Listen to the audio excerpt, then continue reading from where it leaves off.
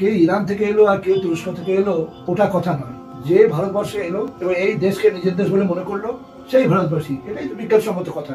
ভারতবর্ষ যখন 1947 সালের 15ই আগস্ট ভাগ হলো তখন বহু মুসলিম তারা চলে গেল পাকিস্তান। পাকিস্তান যাদের ভালো লাগে, পাকিস্তান যারা ভালোবাসলো তারা চলে গেল। যারা এই দেশে জন্মেছে, এই দেশে মরবার জন্য প্রস্তুত থাকলো তারা থেকে গেল। তারা কেন বিদেশি হবে? আমি আবার রিপিটেশন করছি খানিকটা। 1947-এ 15ই আগস্টে প্রচুর হিন্দু, এখন যেটা বাংলাদেশ ওটা তখন ছিল পূর্ব পাকিস্তান, প্রচুর হিন্দু এখানে এসে গেলেন। তারা এখানে পুরো ভারতবর্ষী হয়ে গেলেন। আমাদের মুখ্যমন্ত্রী জ্যোতি বসু, উনি তো ওপারের লোক। যত ভারতবর্ষে এখন বড় বড় অফিসার যত সব কি তাদের বাবা বা তাদের দাদু বা তাদের মামা সব তো পূর্ব পাকিস্তান থেকে এসেছিলেন।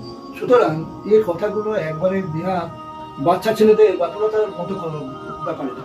যে যেখান থেকে আসুক এই দেশে সে যখন থেকে যাবে নিজের দেশ বলে করে বা তাকে থাকতে দেওয়া হবে তখন সে এখানকার সিটিজেন, তখন সে এখানকার নাগরিক। কিন্তু আরবের লোক নাগরিক হবে না, বা ইংল্যান্ডের লোক নাগরিক হবে না, কাবুলের লোক নাগরিক হবে না, কেন হবে? আমি যদি জাপান যাই আর জাপানে গিয়ে যদি আমি সিটিজেনশিপ নিই তাহলে তারা আমাকে কেন বলবে যে তুমি বিদেশি? এটা বিদেশি স্বদেশী ব্যাপার না।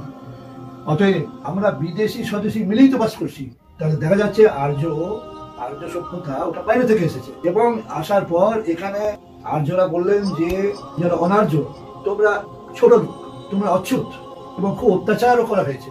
অত্যাচারে অতিষ্ঠ হয়ে অনেকে মুসলমান হয়ে গেছে।